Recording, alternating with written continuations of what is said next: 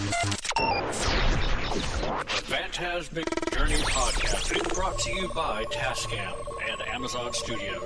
For more than 30 years, Tascam has developed products for every segment of the sound and music industry. From the high-end audio professional in a major post-production studio to the novice of hobbyist at home, Tascam is everywhere. They are a company committed to providing their customers audio and video solutions that enable breakthroughs by using sound in ways that are exciting as they are accessible, even recording the voices of the dead. You asked for a non-scripted paranormal TV show. You begged for a non-staged paranormal TV show. You begged and you pleaded, and we have listened. We present to you Season 1 of The Paranormal Journey into the Unknown. It was released October 31st, 2017. In this series, we show you what it's like behind the scenes and conducting a real paranormal investigation. Join Gavin Kelly, Paula Purcell, and their special guests to seek out the existence of life after death by going to numerous haunted locations such as jails, hospitals, battlefields, and museums, collecting compelling evidence by means of video, photography, and EVPs. In this season, the crew investigates the St. Albans Sanatorium, Old South Pittsburgh Hospital, Jailhouse Pizza, and the famed Monroe House. And you can watch Season 1 of The Paranormal Journey into the Unknown on Amazon.com right now. Season 2 and 3 will be coming soon. Your journey begins now.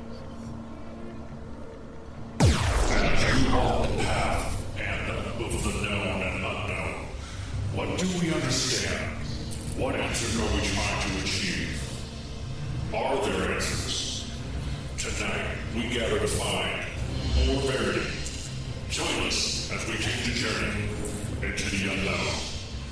This is the Phantasmic Journey Podcast with your hosts, Gavin Kelly and Paula Purcell. Well, welcome to the Phantasmic Journey Podcast, everyone. I'm Gavin Kelly, and sitting right next to me is my lovely wife, Paula Purcell. How are you today, Paula? Doing a whole lot better than what I have been in the past. Well, that's good. We have a great show tonight, which brings us to Central Iowa's Ghost Society founder, which was born April 2nd, 1980. This young investigator is originally from Norwalk, Iowa. October 5th marks 19 years he has investigated the paranormal. This guy has done a lot for people all over the country. I'm talking about our guest tonight, David Milby. David has pretty much dedicated his life to investigating the paranormal by doing numerous investigations and just answering as many questions as he can to educate people about the paranormal. There is a story to tell at location, and David wishes to give the spirits their time to communicate it to him and his team members. One thing remains is the desire to communicate with the spirit world by using the best equipment that he has available, and of course to continue to learn about life after death and grow as a knowledgeable investigator. We are also joined tonight by Jenny Heishman, which founded and co-manages S&J Iowa Paranormal team. However, Jenny is the case manager for David's team, the Central Iowa Ghost Society. Tonight, we will get a chance to find out why David became a paranormal investigator, and of course, he will share with us his personal experiences, and we will get a chance to listen to a story about a vanishing car. What do you got for us tonight, Paula? Well, this is Halloween, so happy Halloween to everybody. Yay! And I have a couple of things. Actually, I got three I have pulled. We can probably go on from there, but Probably. on this day, it was not only Halloween, but some important events has happened in the past. There's a couple of known things of different values of basically this is the anniversary of Harry Houdini, who died in 1926. Oh yeah, I remember him. Yeah, and he died of gangrene and side effects of having appendicitis. Oh, I thought he actually died in one of his tricks. No, he died of appendicitis and gangrene. Wow. Ruptured appendicitis. Oh, okay. Gangrene. I gotcha. Also, this is anniversary death of Gandhi. Mahatma Gandhi? Uh-huh. Uh-huh. And also today is the release in 1962, Whatever Happened to Baby Jane, that starred Bette Davis and Joan Crawford. Okay. State of Nevada was admitted to as the 36th U.S. state in 1864. Sounds interesting. And after 14 years of hard labor work, Mount Rushmore is completed on Halloween in 1941. Oh, that's impressive. I didn't know that. I'm learning history tonight. So are you, folks. The top 3 Halloween costumes for this year. Deadpool. Sorry, honey. Damn.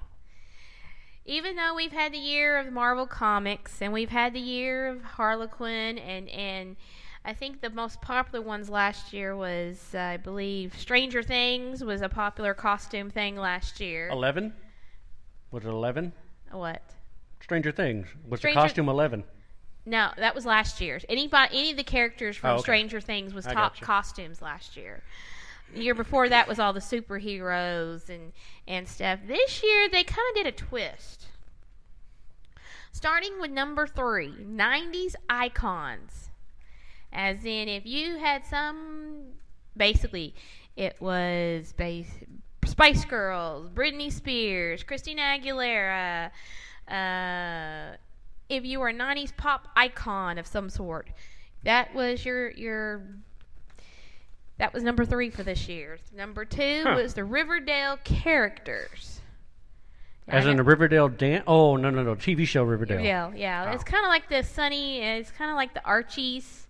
If you ever done the old Archie comics? I remember that. Okay, well, that's what Riverdale is. Okay. Is that Archie's comics have come to life to where we have actual Archie and Jughead and that whole Betty and everything. And that's what Rhonda did when Jamie became Deadpool. Yeah. So it was Deadpool and Betty. Deadpool and Betty, yeah. Okie doke.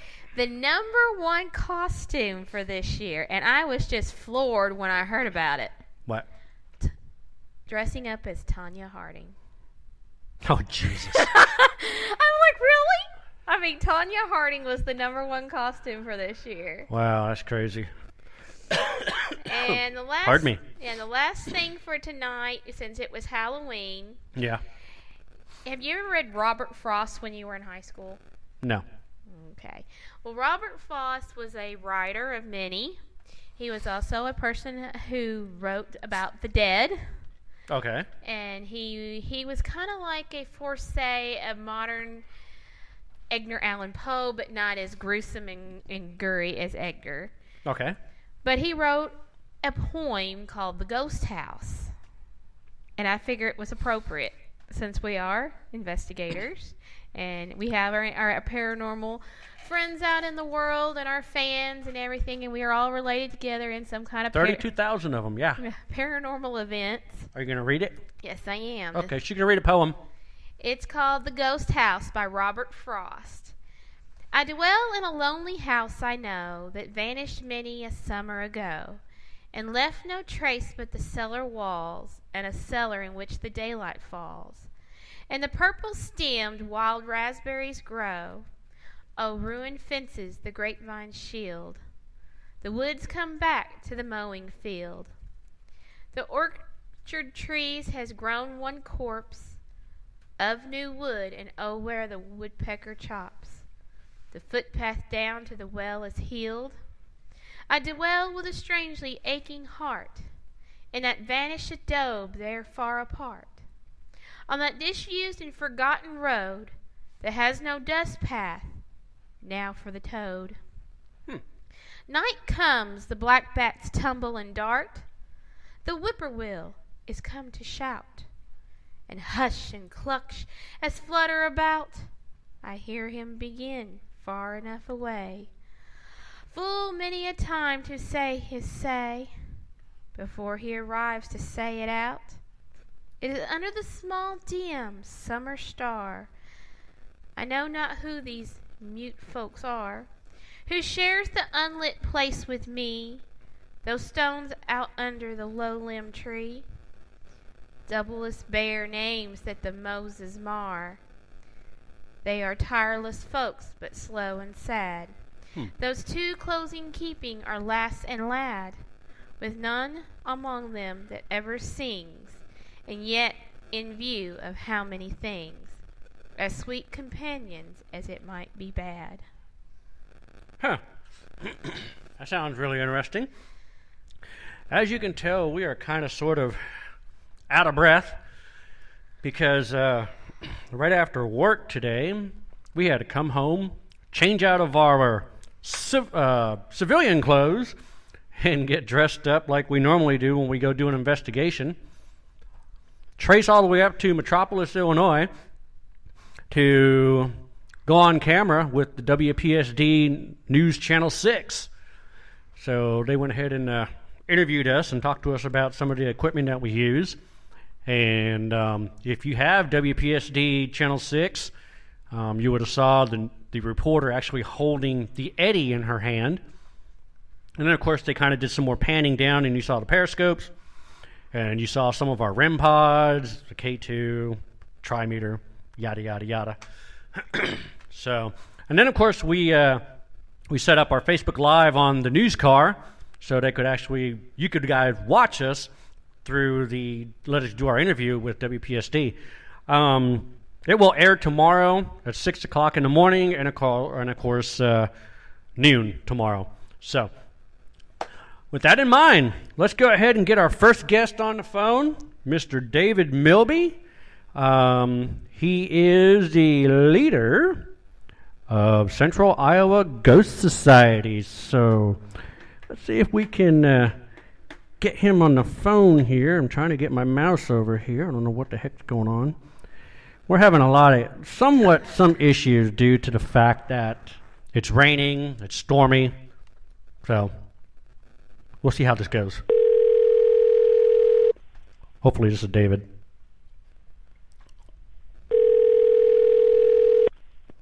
Hello. Good evening, David. This is Gavin Kelly and Paula Purcell from the Phantasmic Journey podcast. How are you doing this evening? Hey, guys. What's going on? We're completely wore out. You're completely worn out. Yeah, that's what I heard. Yeah, I mean... You had a busy day.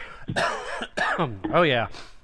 After work, had to come home, get out of our civilian clothes, get dressed up like we do for our shooting a TV show, leave Paducah, go out of state to Illinois, to the Riverview Mansion in Metropolis, Illinois, meet up with the WPSD reporters and cameramen, and they interview us up there and hurry back home and get the podcast ready. So, oh my God. Well, I'm glad you're about 100% health, ready to rock and roll on this, huh? Oh God. Glad to see you're doing good. No, I still have a cough, and the sad thing is tomorrow and Friday from 6 to 7 p.m. Central Standard Time, we're doing Ghostology 101 over at the Riverview Mansion in Metropolis, Illinois, and then after that, 7:30 to 9:30 is an actual investigation. So we're taking the people that come to us at the time of Ghostologies, and we take them into an investigation of the mansion. And we're going to do that 2 days. Saturday, we basically pack up and head out to go film episode 2 of season 4. So, yeah, I got to get rid of this crud. I got to get rid of this cough. Oh, my God. It's bad. Well, the prayer's with you, bud. Man, Definitely. I'm going to need it. Hope you guys are keep up on the health on that one. Oh, yeah. We'll be thinking of you for sure, bud. I appreciate it, man. So, hey, thanks for the pretty interesting stuff there tonight, Paula. That was some facts that I didn't really even know about. Well, that's what I'm here for. I do all the history and all the backstory on everything. Yep. Well, that's good. And it even makes everything poems come together that way. Oh, yeah, and even poems. So, did you like my intro about you? Yes, sir. Let's see what we got here. When do you want us to go ahead and get Jenny on? She's ready when you are, I believe. Okay. So. All right. The only thing is we're going to have to go ahead and let you know who's going to talk, because if she starts talking, she'll talk completely over you. And if you talk, you'll talk completely over her. I got you. Yeah. I got you. So, all right. Well, let's go ahead and get Jenny on the phone here. Give me a quick second. Please enjoy this Verizon ringback tone while your party is reached. Oh, Lord. Oh, yeah. Hello. Hi, Jenny. Welcome to the Phantasmic Hi. Journey podcast with Gavin Kelly and Paula Purcell. I love that. Please wait while listen to this hold music. Oh, my goodness. How are you doing this evening? Great. How are you guys? Tired and exhausted. I'm sure you already heard what we had to do. Kind of running all over the place. Oh, yeah. Yeah, this whole week and this weekend is just going to be chaotic. But it's fun. We wouldn't trade it for That nothing. time of the year. Yeah, exactly. Yep. That's how it is for all of us. All right, so I'm going to go ahead and give the floor to David here. You're going to go ahead and tell our listeners what got you into the paranormal and why you're doing it. Well, it starts off pretty much, some of the paranormal investigators out there. Some like to watch TV shows and get involved, and others Of have course. personal experiences.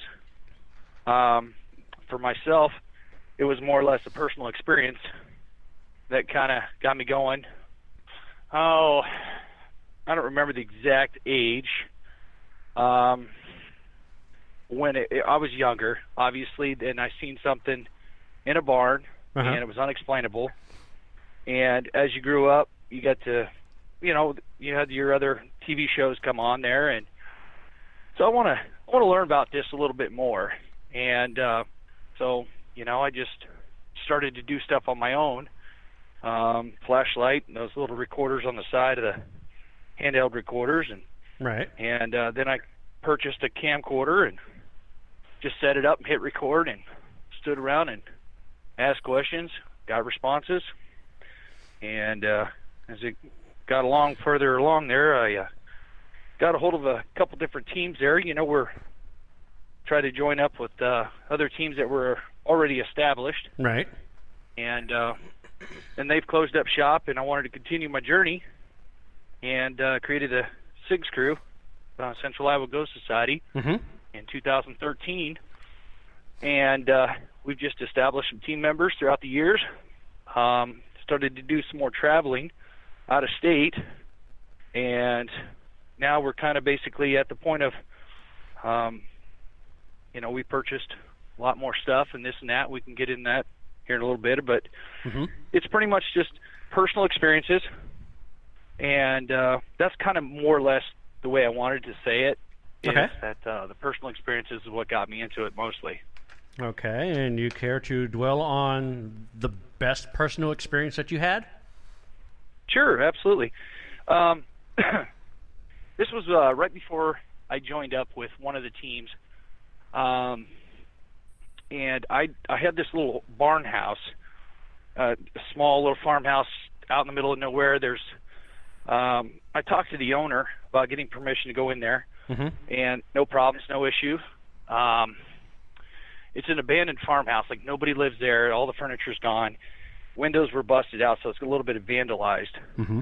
Well, I turned around and had my recorder, flashlight, a chair, and my video camera, and I faced the camera towards me. I was in the living room area, Right. and I'm probably 10 to 15 feet away, 20-foot tops with this camera, but you could still hear me loud and clear. And you're doing this by yourself, right? Yeah, this is when I'm doing it by myself. Okay. So, I mean, this is a learning experience for me not to do it by myself very much anymore. Right?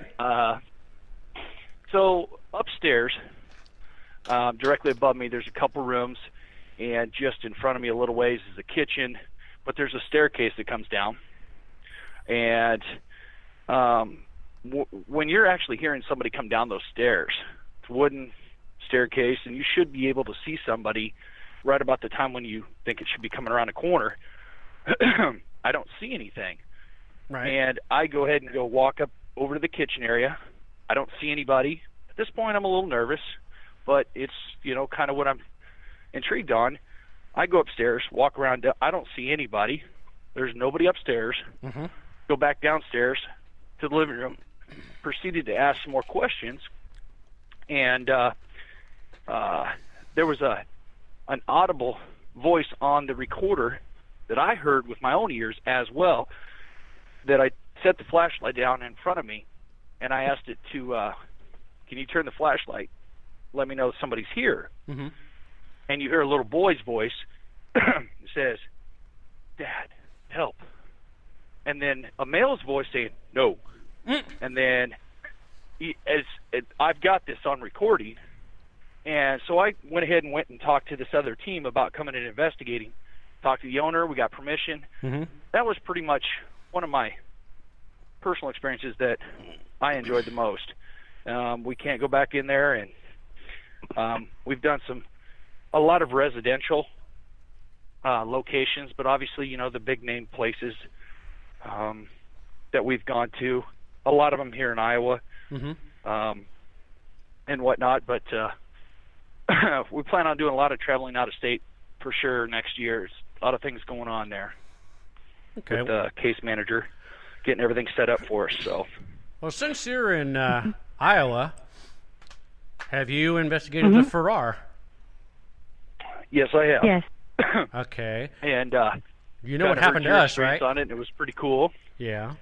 For me, the broiler room. There was some good activity there. Of course. Upstairs in the principal's office, the shadow. Yep. My wife had personally experienced that. Okay. The stage, right where you were talking about wearing that The helmet. Megatron hat. Yep. Megatron hat. First, yeah. there was the cube. Yeah. Well, the very first time I went there was actually another wall.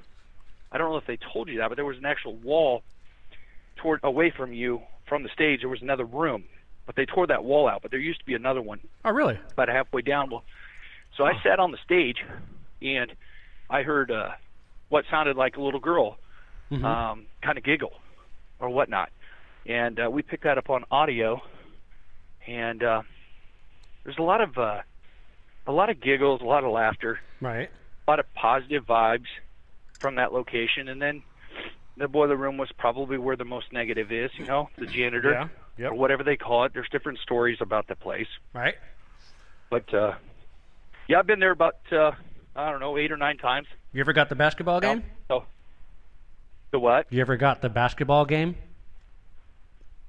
Yes. No, I have not. There was, I know that on the, you're talking about sports-wise, the other team that I worked with, he showed up. I think it was Dakota Layden, and they were setting up a soccer ball on a tripod Dakota? on that stage. Really? Yeah. Yeah, that's a buddy of mine. He's now a camera guy for Ghost Adventures. Yeah, yep. Dakota Layden. Layden, yeah. And so they were on the stage, and they put a soccer ball on top of this. It was kind of flat, but they had it set on top of the tripod. Right. And on the DVR camera, it knocks over, and no one's anywhere near the stage. Huh. And they couldn't reenact it. That was kind of cool. That's crazy. We've caught I know several teams that have caught what you call a ghost pig. A ghost pig? We caught it on audio. A ghost pig. Oh, Lord. I know another team that saw it on video, and then we got an audio. Yeah, it was kind of a odd EVP / apparition there. So. Right. But yeah, well, there's some stranger things out there, you know. Well, I mean, you heard what happened to us, right? You lost all your... I kind of... Yeah, go ahead. When we went out to the Farrar, we had, like, kick-ass activity. I mean, it was incredible. After I got done wearing the helmet for the first time in our base camp tent, I was working with Kenneth Stafford, the creator of it, and he was telling me what I need to do, how to do it. So I'm like, okay. So I started seeing weird shapes and little mountains and squares, and right next to me on the table was a devil jersey box, and it was just cycling through, just doing nothing. I took off the helmet, and all of a sudden I heard Gavin come through the devil jersey box, and I'm like, did that thing just say my name? And then, boom, there was a basketball game that just kicked on. You could hear the squeaking of the sneakers. You could hear the slam dunks of the headboard. You can hear people running up and down the bleachers. You can hear the announcer. You can hear the buzzer. I looked at Craig because he actually went there, and he slept above the gymnasium with his team. And 11 o'clock or 11:30 at night, they were awoke, what sounded like a basketball game going on. They run downstairs thinking that someone broke in and was playing basketball. But when they got down to the door, opened the door, game stopped. It's still going for us on the double jersey box. Like a residual. Right. Yeah. I picked up the double jersey box, carried it into the school, down the stairs, into the gymnasium, expecting it to stop. No. It kept on going. Really? Put it in the middle of the floor. Now, this is where it gets interesting. I have a camera on one side filming what I'm doing.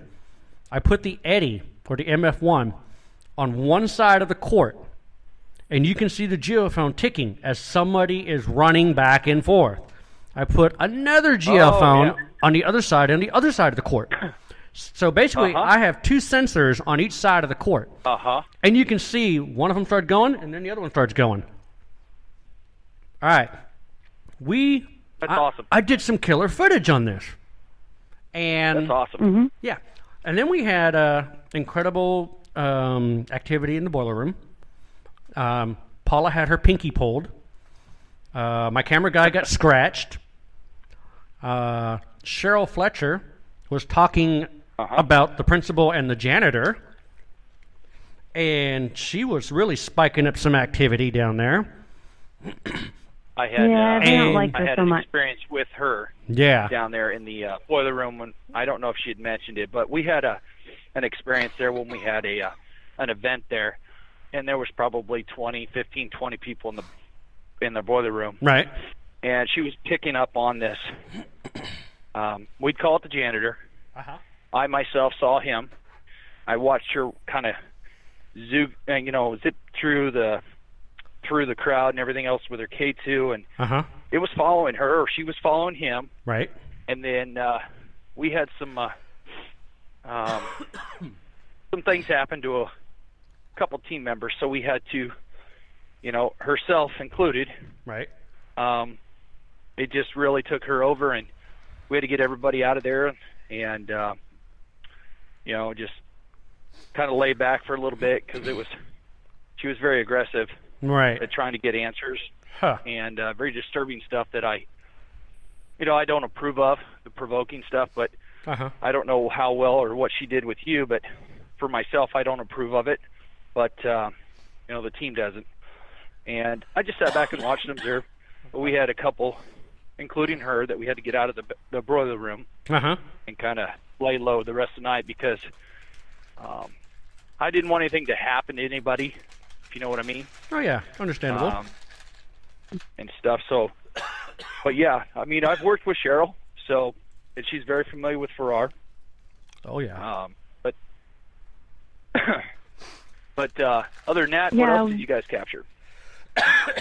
Excuse me. One thing that's important, I feel, is when you go to a location, is not being too forceful with your questions, getting to know the demeanor of the spirits, and kind of how far you can push the envelope to get some good evidence. That's true. And that particular night just happened to be a night that when you already have a very dominant entity in the room, you can't come at them too strongly, or you're going to kind of get what is coming to you, so to speak. Oh, yeah. So it was a very interesting night. It was like within 5 minutes, everything just broke loose. And it took a major team effort to get everybody out, make sure everybody was safe, and let everybody calm down, because for a lot of people, it was a public event, and they had never seen activity like that before. Right. Well, we had like some major activity, and I'm like, this is going to make one hell of an episode, right? And I transfer all the footage over from the cameras to the portable drive, so that way we can keep reusing the card. I get home, all the footage is trashed, all of it. You're not the only one. You're not the only team that's done that. Yep. I've heard of it happening 3 other times. I'm just like, you've got to be kidding me. That place is well known for that. Yeah. Like whatever they want to show you when you leave, stays there. Well, see, I'm lucky I got that basketball game on my recorder, because after I got done recording it, I carried that recorder on me in my pocket, and then when I got to base camp, I put it on the table. See, the other camera kept going in with me. So that's how that got trashed. But see, the footage outside of the school, like the drone footage, the interview. Everything outside, you're going to keep it. It'll stay on there. Some of it. It's odd. Some of it. Really? When you start getting real close to the school, then it gets damaged. It's like there's a force field affecting all of our footage. Is it the principal's the big question? Is he trying to still protect the place? Who knows? I guess Paula got slapped on the hand when she started talking about the principal up in his office. There you go. So tell us about this black mass that you had. Was it you, Paula, that had that? Or was it Gavin? Black mass? Which one? Yeah, up there by the principal's office. Did you see a black mass at all? No, we didn't see. The hallway? No, the only black mass I saw was that shadow that was appearing when I was wearing the ghost helmet when I was sitting on the stage. Oh, that's right. That's right. Because that's when I saw what appeared to be a rift. It was a squiggly line, and that sucker opened up. It was bright, and all of a sudden I saw a little girl in a sundress with a sun hat standing right in front of me. Next to her was a little boy wearing a pilot hat with goggles. They were playing dress-up. So the first time I went to Farrar, I had a group of friends that asked me. It was in October, and I don't know, maybe 7 years ago. And they said, hey, let's go to this haunted school. And it was the month of October. I thought I was going someplace like a fake haunted house. Right. I had no idea that it was really a haunted location. Right. So we get there, and I'm thinking, where's the Halloween decorations, and where's the creepy music and stuff? And then we get in there, and we have to sign the waivers, and Nancy's going over the waivers, and she's saying, don't go anywhere alone. And I'm thinking, oh, God, what's right? going to happen now? Mm-hmm. And so that night, within the first hour, everybody had to go to the bathroom. So the girls all go in the bathroom, and so I sat down in the middle of the gym floor with my legs crossed, and I was facing the girls, so I wasn't alone. Mm-hmm. And the next thing I feel is something's rubbing my shoulder. And wow. I'm thinking, all of my friends are in the bathroom. Oh, my God, do I dare turn around and see what this thing is? And, turned around and goes, I asked somebody to take a picture, and nothing showed up in the picture. Ooh. But when I looked up at that window that overviews the gym, there's a little boy peeking over. Oh, and that wow. was within the first hour of being there. Boy. We had heard long the arms, marching didn't he? band. Probably the creepiest thing that happened that night was we all went into what we were told was the safe room, and everybody fell asleep except for myself and one other girl, and we could hear what sounded like something being dragged down the hallway outside the door. Oh, nice. And when we tried to wake everybody up because we didn't want to go out there by ourselves. Right. And it was as if they couldn't hear us. It was like we were in a different realm. And if I had only been the only one awake and nobody could hear me, I would have thought I was just crazy. But luckily there was somebody to share that experience with me.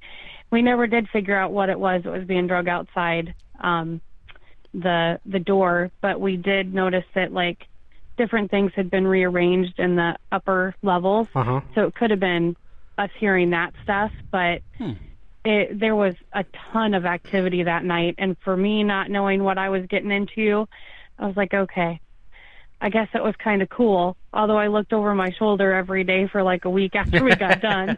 Right. So let's jump over to the other side of the state. Malvern, Iowa. How about the Malvern Manor? Been there? Yes. What'd you get?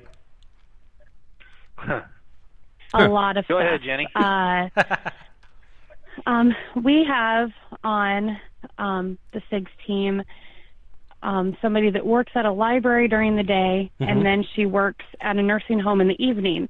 So as a trigger, she brought her nursing outfit, brought a little tray, some med cups, and she went over to the nursing home wing. and she pretended to disperse meds and call everybody down to the nurse's station to have meds. And we got some decent EVPs during that time. Okay. But we all slept on air mattresses in that front room. And about 5 o'clock in the morning, team members could hear disembodied voices saying meds and calling out this team member's name. And then a short period later, our blankets were being pulled off of us as if like, come on, it's time for our meds. Like, why aren't you getting up and giving us our meds? Right. So it was a cool experience that they were that interactive with us. Yeah, we were told to do this thing called down on Shadow Hallway. Basically, it's in the same place where you're talking about. And what you're supposed to do is shout, code blue, code blue. We have a code blue. And someone's going to come running on down the hallway to wherever the room is that you're calling code blue. Well, Paula decided to say code blue, and I'm filming, and next thing you know, zoom, runs right past her. She falls off her footing, runs into me, and you can see the shadow going straight on down the hallway. That's very cool. That is awesome. We've heard about that, but we haven't got that yet. Yeah, that was freaky. But check this out. We were shooting the interview with Josh and his brother. All of a sudden, we heard a boom, boom, boom, boom, boom. And it was coming from Shadow Hallway. And it was loud. It was like someone was banging on a door. We went all around that place. Nobody was outside or anything else like that? And nobody was outside. His brother went outside to go look. We circled that place. And it's all still live and everything. It's all recorded. And you can hear us say, it's coming from Shadow Hallway. That's awesome. So it was like boom, boom, boom, boom, boom. Right when we were doing it. And it's like, I swear, it sounds like the front door. We all just jumped and ran, trying to figure out where it's coming from. But yeah, there was nobody there. There on the other side of the other side in the living room area, there's like a little wheelchair, right? Like a nurse. We had a couple investigators actually sit and watch that thing move, probably 4 or 5 inches. Oh wow! And just stop. We didn't have it on film there because we were upstairs with the crew on the camera stuff, but they actually witnessed that. The basement, one of the investigators, we got this on film, is that she said somebody touched her. Well, we can clearly see all the investigators are nowhere near her, and she was like, no, you did, didn't you? Who touched me? Nobody touched you. We were way over here. Hank did. And well, then we had it almost seemed like the female investigators would get sick or have something happen to them. It wasn't so much to the males. Were they in Hank's room? What's that? Were they in Hank's room? Oh, okay. Because Hank, he hates women, so he taunts them. Well, that's what we were told, and I mean Jenny, wasn't I just recently heard about this, but they found bones in the basement. Really? I that's what I'm hearing. So I don't know the story behind that, but we can check into that. But I guess I didn't know anything about that. Yeah. Yeah, we couldn't go into the basement because it was flooded. I wanted to make sure. Oh yeah, it was good and dry when we were there. Yeah, it was flooded for us. Yeah, you'll want to go back when it's dry because there's a lot of activity in those two crawl spaces or whatever cellars you call them. We had a couple that had investigated at a public event at the Periwinkle, and they had contacted and said, hey, is there any investigations coming up? And her daughter's only 14 years old, but very interested in the paranormal. And so we allowed her to go with us. Her mom and dad was with her, and I would say she's definitely a sensitive. She kept saying, I feel like somebody's staring at me. So we'll start taking a picture. Take a picture of the corner that you think they're standing in. And I sent the picture to Josh, and he was like, oh, my God, who took that picture? And I said, just a little 14-year-old girl. And he goes, really? He goes, that is awesome. You could see this guy, like, peeking around one of the wooden beams in the cellar at her. It was super cool. Huh. So. Well, I'll tell you, we were up in Hank's room filming. Paula was talking, saying, "So I hear you like to hurt women. You like to taunt women. Why do you do that?" And no sooner after she said that, she looked at me. She goes, "I feel like I got a burning sensation on my back." And I'm like, "Yes, you got scratched." And she's like, "Although I'm not sharing your enthusiasm, come over here and look." And sure enough, scratch straight down in the middle of her back. Yeah. I'll tell you, that place there, I think, like I said, it affects the female investigators more than it does males, but there's things that happen for the males. I don't like the attic. It's I'm one of Yep. those. I don't know how your team works. I don't know if you guys go, by yourselves anywhere. An ISO? Well, not necessarily an ISO, as in just walking about, like, take, for instance, doing setup for DVR cameras and all that stuff. I've never had a problem going into location. He's setting up base camp. Usually I'm the one that's running the cameras and the wires and all that stuff. Never have had a problem going anywhere inside of a location by myself setting up for an investigation. The attic at Melbourne Manor, I just go up the steps and I just feels like I am totally not welcomed, and that was the only place I've ever been at that I turned around and I said, I'm not going up the and stairs. it's so tight. It's really tight through there. I'm not going back upstairs by myself. Right? Someone's going with I me. have to agree. I get a feeling that it's, you never know what happens, but that looks so well set up that, when people put up there for solitary confinement, or it almost looks like it's an area that you could live in. It's just a weird sensation that you get, that either that you're in trouble or that you're not, like you said, not welcome. It's something. And then that little closet underneath the stairway. Like, who puts a chair inside there? Like, who? It's, something's wrong there. It's kind of like the closet inside the closet at St. Albans. Yeah, exactly. Right, yeah. When you guys went, was it like, it literally was maybe, it was 110, 120 degrees in the attic part too. Oh God, no, we froze there. It was so hot up there as well. And I've been in Ferrara as well, where it's over the 100 markers, and I try to tell the safety wise for the team to, spend 15, 20 minutes, half an hour most, then come down. Right. But it got really hot up there that one day, and you could feel the cold breezes a lot easier that way.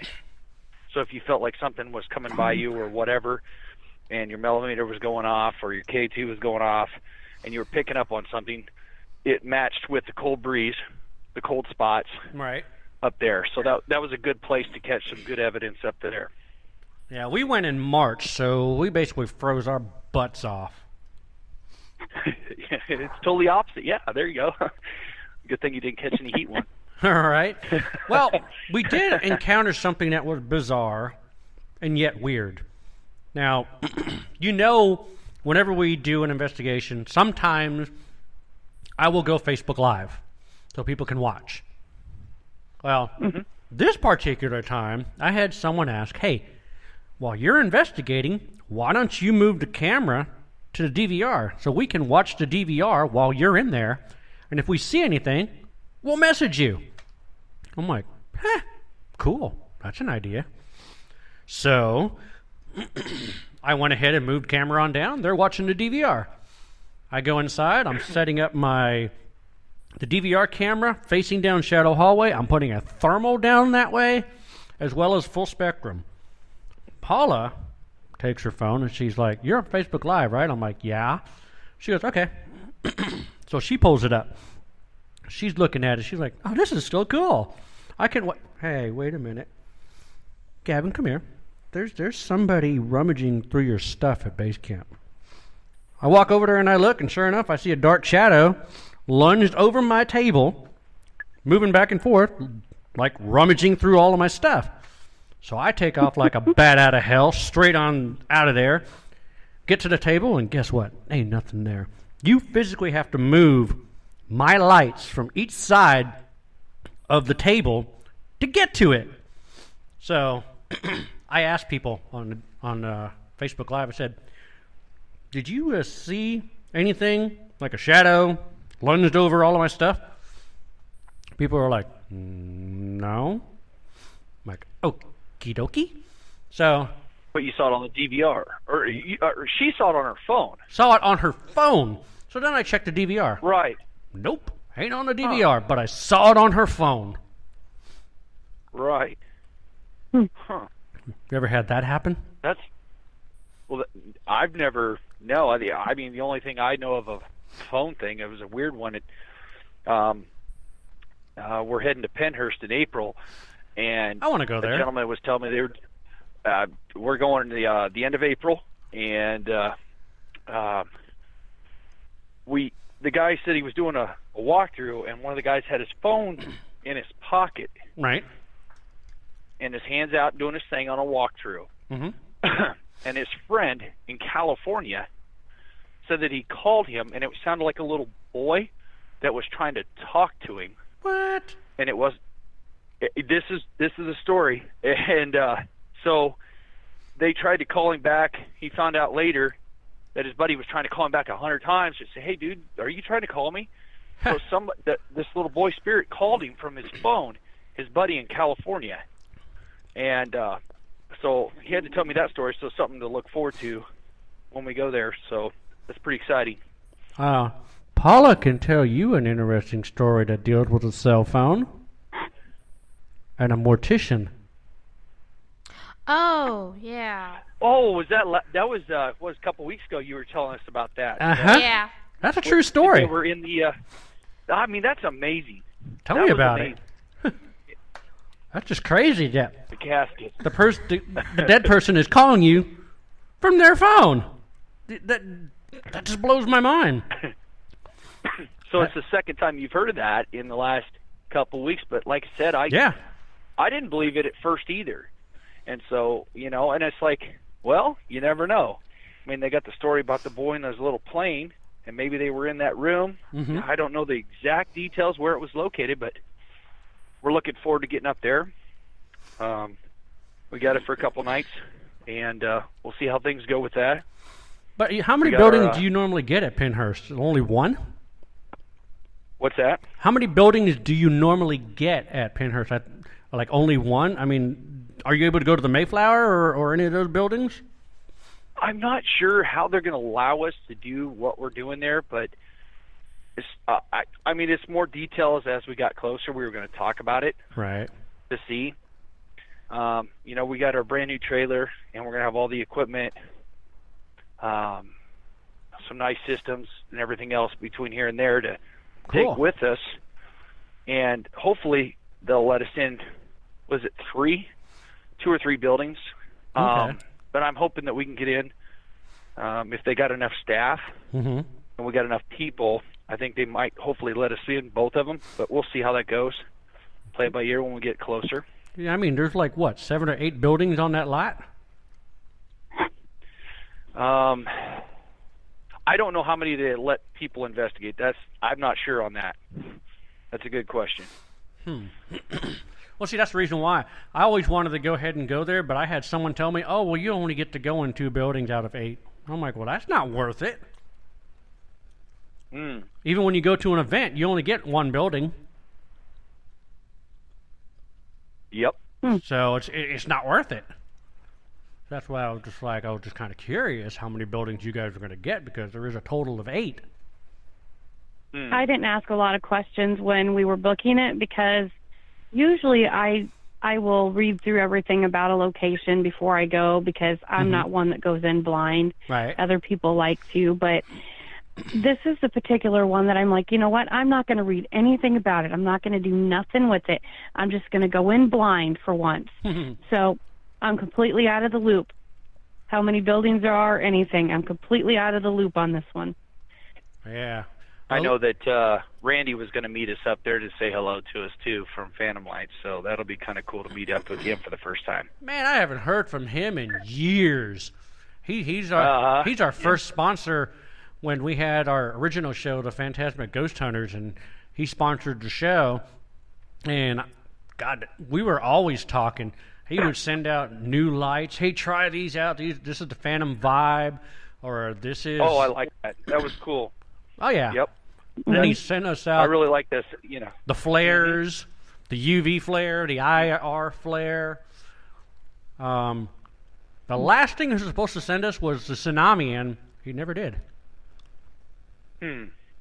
Oh, was that the big photo? The big light one? Was that a joke or what? No, the tsunami is a big light. Okay. It's kind of like a concave light. Mm-hmm. Yeah, he was supposed to make one of those for us, and that was the last time I heard from him.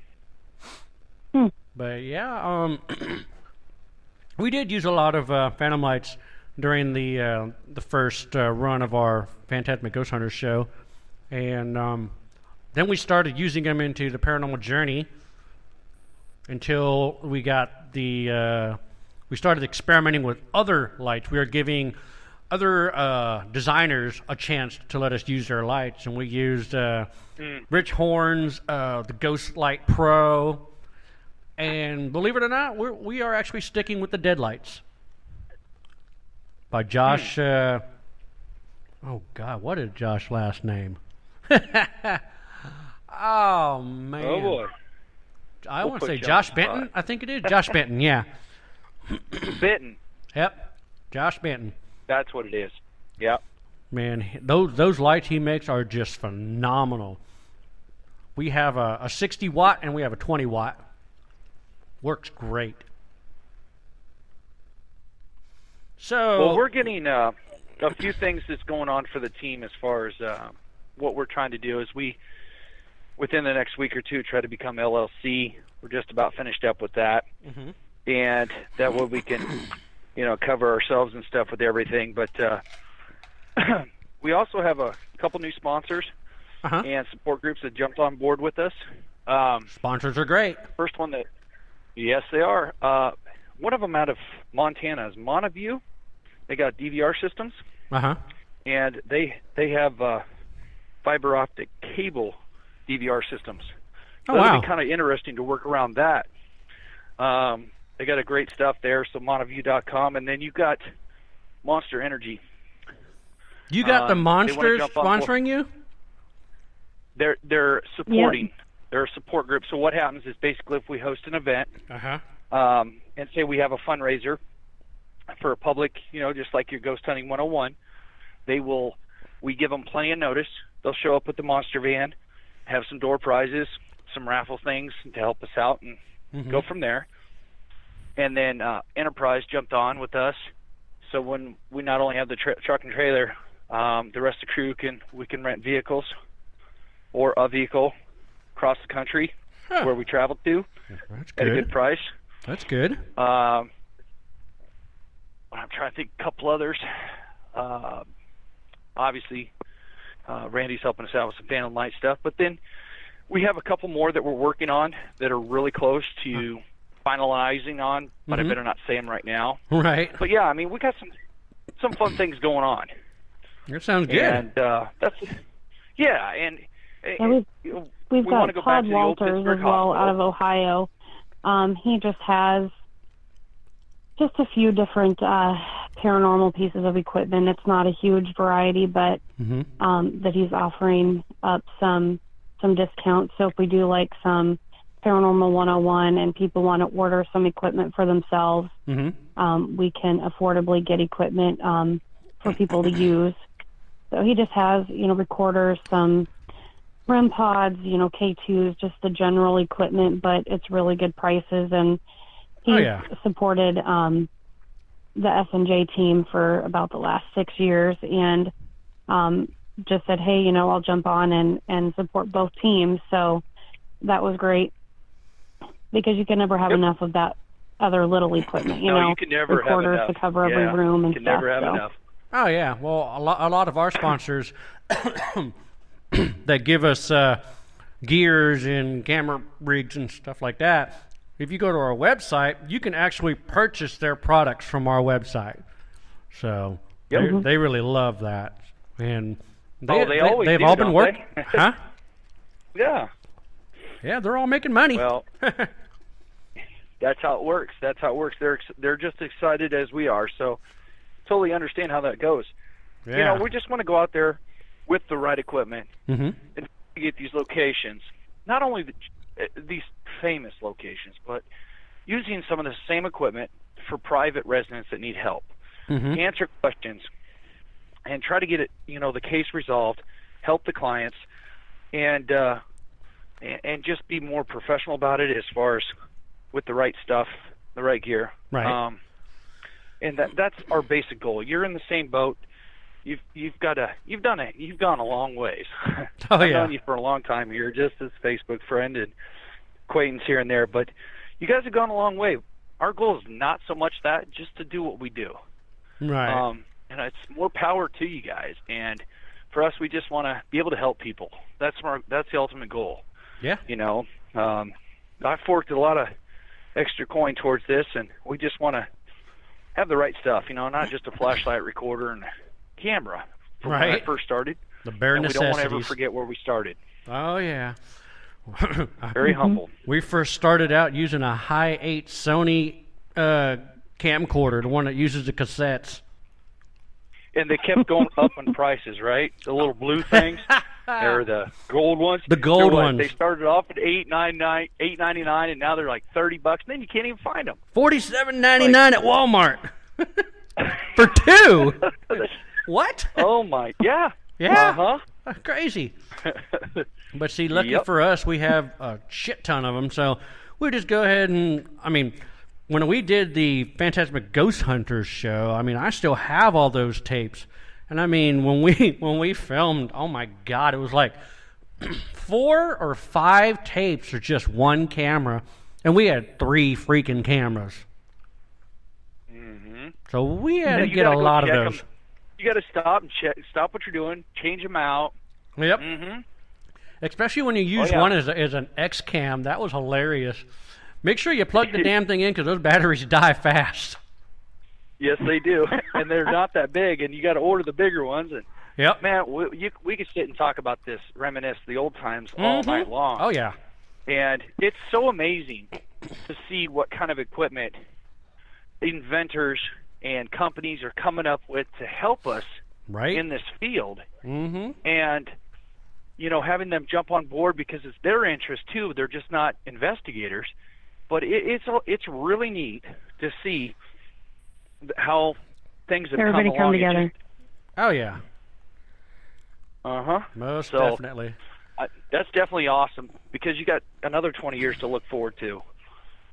Oh yeah, because see no what one's else is new. ever going to be able to give us definitive proof that we can quote unquote see, capture, and record life after death. So we're just going to keep striving for that, and it's probably going to take years and years before anybody can actually come up with something that can allow us to, like the psychics, how they say there's a little child standing in the doorway. Well, I want to have a device where I can see that kid standing in the doorway.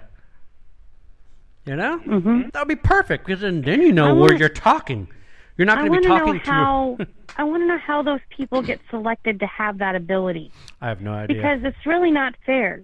Right? I want that ability too. It's not. I want that ability too. I want to be able to walk into a place and say, "Oh, okay," so that way I know which direction I'm talking. Because theoretically, just think about this: you got a humorous spirit, or a spirit with a sense of humor. You're sitting there talking in a direction, and they're like, "Hey, I'm right behind them." Oh wow! They have no idea that you're back there. Yeah, that's Yeah. we call them the jokers, right? Yeah. That joking spirit. That's it. And I don't know. There was this video that just came out with this couple that was filming, kind of like it was where they were going to bed, and this spirit. They have the video of the door opening, the plant falling over. I don't know if you've seen it, but it's on our Facebook page. But then you got this guy. They filter it like the ghost is there. and you could see him accidentally knock stuff over. He was trying to accidentally or grab something. It was a comical thing if you look at it. That's the one thing about it is we have a lot of respect for the spirits, and you know, you got to kind of put yourself in their shoes back in their time, and you got to be funny about it. You got to have fun with it. Not everything's demonic. I mean, and not everything's paranormal. Sometimes there's explanations for everything. That is true. And we are at the half mark of the show. So we're going to go ahead and take a break here, and we will be right back with our guests, David Milby and Jenny. How do you say that last name? I said it was Heishman. Heishman. There you go. Yep. All righty. Well, we will take a short break here, and we will be right back. Once again, you're listening to Gavin Kelly and Paula Purcell on the Phantasmic Journey podcast. The storks are bringing me a baby brother. We can do this together. All right, let's go. Storks know how to keep kids safe. Do you? What? Oh my gosh, you don't know. I know. You don't. Oh man, you laugh when you're uncomfortable. No. Making sure your child is in the right car seat is one of the steps to safer travel. I will rock this. You will rock this. To know for sure that your child is in the right car seat for their age and size, visit safercar.gov/the right seat. Cool. Very cool. Brought to you by the National Highway Traffic Safety Administration and the Ad Council. It's important to plan ahead for emergencies, like the storm. When it kicked in, we had a plan. We were able to get in touch with each other in no time. How to find each other. The whole experience was fine. The most frightening 10 hours of my life. If there's one piece of advice I'd offer other moms out there, it's to stay calm and keep to the plan. Message. Some parents plan ahead, some don't. Make sure you know where to find your family in an emergency. Start your plan at ready.gov. Brought to you by FEMA and the Ad Allison is Council. perfect. I mean, she'd never tell you that. She's humble and perfect. She likes everyone. She even likes her untidy roommate's weird guinea pig. Allison, wait, are you texting and driving? Allison, no. That's the exact opposite of what I was just saying about you. Why, Allison? Why? Texting and driving makes good people look bad.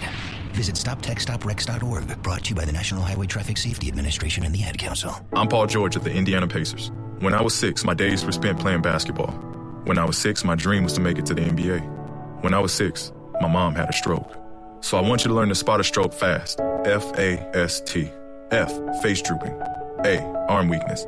S, speech difficulty. T, time to call 911. I'm Paul George. Spot a stroke fast. Visit strokeassociation.org. Brought to you by the American Stroke Association and the Ad Council. My name is Lola Silvestri, and I'm going to be 95 this year. I was very independent. I fell, and I had to have Meals on Wheels.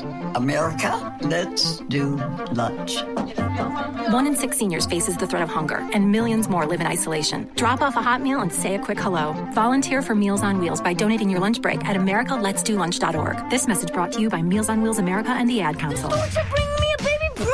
We can do this together. All right, let's go. Storks know how to keep kids safe. Do you? What? Oh my gosh, you don't know. I know. You don't. Oh man, you laugh when you're uncomfortable. No. Making sure your child is in the right car seat is one of the steps to safer travel. I will rock this. You will rock this. To know for sure that your child is in the right car seat for their age and size, visit safercar.gov/the right seat. Cool. Very cool. Brought to you by the National Highway Traffic Safety Administration and the Ad Council. It's important to plan ahead for emergencies, like the storm.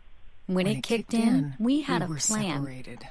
We were able to get in touch with each other in no time. How to find each other. The whole experience was the fine. most frightening 10 hours of my life. If there's one piece of advice I'd offer other moms out there, it's to stay calm and keep to the plan. Message. Some parents plan ahead, some don't. Make sure you know where to find your family in an emergency. Start your plan at ready.gov. Brought to you by FEMA and the Ad Hey, let me ask you something. Would you seat your 3-year-old child on a windowsill? Would you seat them beside a lit fireplace or by the deep end of a pool? One last question. Would you seat your child in a car seat that's not correct for them? Car crashes are a leading killer of children ages 1 to 13. Secure their future. Seat them in the correct car seat. For more information, visit safercar.gov/the right seat. A message from the National Highway Traffic Safety Administration and the Ad Spend Council. a lot of time in the backyard, and I'm the center of attention at summer barbecues. In '96, I made some of the tastiest s'mores. And in '09, it was me, your backyard fire pit, that accidentally started a wildfire when a summer breeze carried one of my embers into some dry brush. Spark a change, not a wildfire. Visit SmokeyBear.com. Brought to you by the U.S. Forest Service, your state forester, and the Ad Council. Only you can prevent wildfires. Hope you enjoyed your meal. And I just want to say, he's lucky to have a brother like you. Lucky? Caring for my brother is far from easy. But he's a part of me, like my arms and legs, so I'll be his. No time for tired. Nothing can disable this love. He needs me, but I'm the lucky one, even though I need help now and then. If you're caring for a loved one, visit aarp.org/caregiving for care guides and community support for your strength. Brought to you by AARP and the Ad Council. What if I told you that a tornado was going to happen tomorrow, right where you live? That it would touch down at exactly 3:17 p.m., and I told you the exact path it would take. You would, of course, prepare. You would talk with your loved ones, and you'd make a plan today. It's true, I can't tell you a tornado will strike tomorrow, but shouldn't you have a plan anyway? Go to ready.gov/communicate and make your emergency plan today. Don't wait. Communicate. Brought to you by FEMA and the Ad Council. This is Mario Andretti. You know me as a race car driver, but I'm also a Meals on Wheels volunteer. I've raced against the sport's biggest personalities, but I've never met more vibrant, amazing people than the seniors served by Meals on Wheels. You can make a difference by dropping off a hot meal and saying a quick hello. So, America, let's do lunch. Volunteer your lunch break at americaletsdolunch.org. This message brought to you by Meals on Wheels America and the Ad Council. The Phantasmic Journey Podcast is brought to you by Tascam and Amazon Studios. For more than 30 years, Tascam has developed products for every segment of the sound and music industry. From the high-end audio professional in a major post-production studio to the novice of hobbyist at home, Tascam is everywhere. They are a company committed to providing their customers audio and video solutions that enable breakthroughs by using sound in ways that are exciting as they are accessible, even recording the voices of the dead. You asked for a non-scripted paranormal TV show. You begged for a non-staged paranormal TV show. You begged and you pleaded, and we have listened. We present to you Season 1 of The Paranormal Journey into the Unknown. It was released October 31st, 2017. In this series, we show you what it's like behind the scenes and conducting a real paranormal investigation. Join Gavin Kelly, Paul Purcell, and their special guests to seek out the existence of life after death by going to numerous haunted locations such as jails, hospitals, battlefields, and museums, collecting compelling evidence by means of video, photography, and EVPs. In this season, the crew investigates the St. Albans Sanatorium, Old South Pittsburgh Hospital, Jailhouse Pizza, and the famed Monroe House. And you can watch Season 1 of The Paranormal Journey into the Unknown on Amazon.com right now. Season 2 and 3 will be coming soon. Your journey begins now. All right, folks, and welcome back to the Phantasmic Journey Podcast. I'm your host, Gavin Kelly, and next to me is Paula Purcell. Tonight, we've been having a really cool show. Our special guest tonight is Central Iowa Ghost Society founder, David Milby, and his caseworker, Jenny Heishman. So let's go ahead and bring them back on the show and continue on where we left off. I believe that we were talking about different gear and sponsors. So let's start back up on that topic of sponsors. Well, happy Halloween. We forgot to mention that again. So I just want to say thanks a lot for that. Kind of wrapping it up another year of it. So, did you dress up as Tanya Harding? Oh, Jesus.